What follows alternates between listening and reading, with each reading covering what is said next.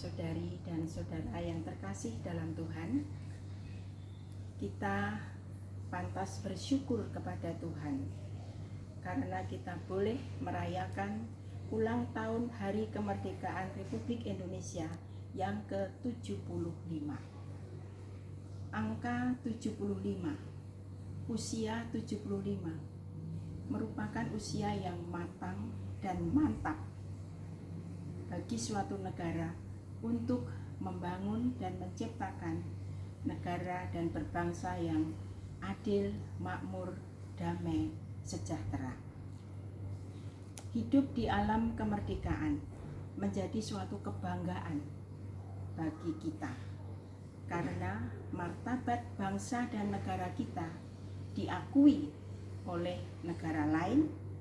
Selain itu, kita juga bisa menikmati kehidupan yang bebas dan merdeka.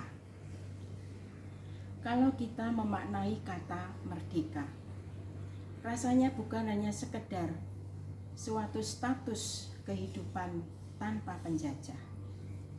Namun, kemerdekaan sebetulnya adalah suatu komitmen untuk menciptakan pembaharuan hidup, perubahan hidup menuju ke perkembangan yang lebih mantap. Tema ulang tahun kemerdekaan Republik Indonesia tahun ini adalah Indonesia Maju. Memang Indonesia, bangsa Indonesia sudah sangat maju dengan pesat dalam berbagai bidang.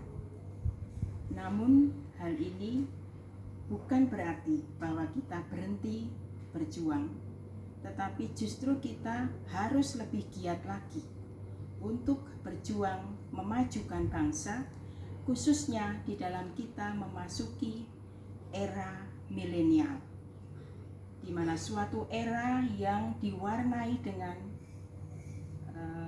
internet dan media-media sosial yang serba canggih. Walaupun perayaan kemerdekaan kita tahun ini masih diwarnai dengan suasana dampak dari pandemi COVID-19, namun hendaknya hal ini jangan sampai menyurutkan semangat kita untuk berjuang, untuk memajukan bangsa kita. Mari kita ambil hikmahnya dari situasi-situasi sulit ini.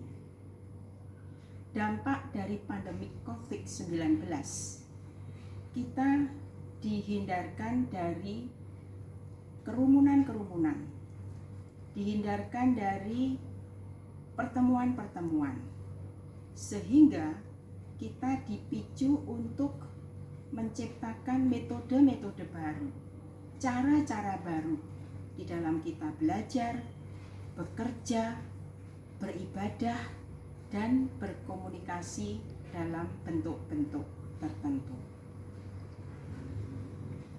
Aplikasi-aplikasi yang ditawarkan dalam dunia milenial ini dengan internet, ini juga memicu kita untuk mau tidak mau harus belajar menggunakan Zoom, menggunakan Google Meet, live streaming, dan media-media sosial yang lain. Dan hal ini yang harus kita maknai sebagai kemajuan bagi bangsa kita. Inilah langkah maju bangsa Indonesia. Maju dan berkembang dalam pola hidup, dalam cara hidup, dan juga dalam berwawasan yang lebih global. Rahmat Tuhan nyata dalam situasi-situasi sulit. Selain kita maju dan berkembang dalam bidang ilmu pengetahuan dan teknologi, kita hendaknya juga harus mengembangkan keimanan kita kepada Tuhan. Kita harus berusaha menyeimbangkan antara hidup rohani, jasmani, mental, sosial, dan intelektual. Dengan demikian, maka kita akan menjadi manusia-manusia yang berkarakter, manusia-manusia yang berintegrasi.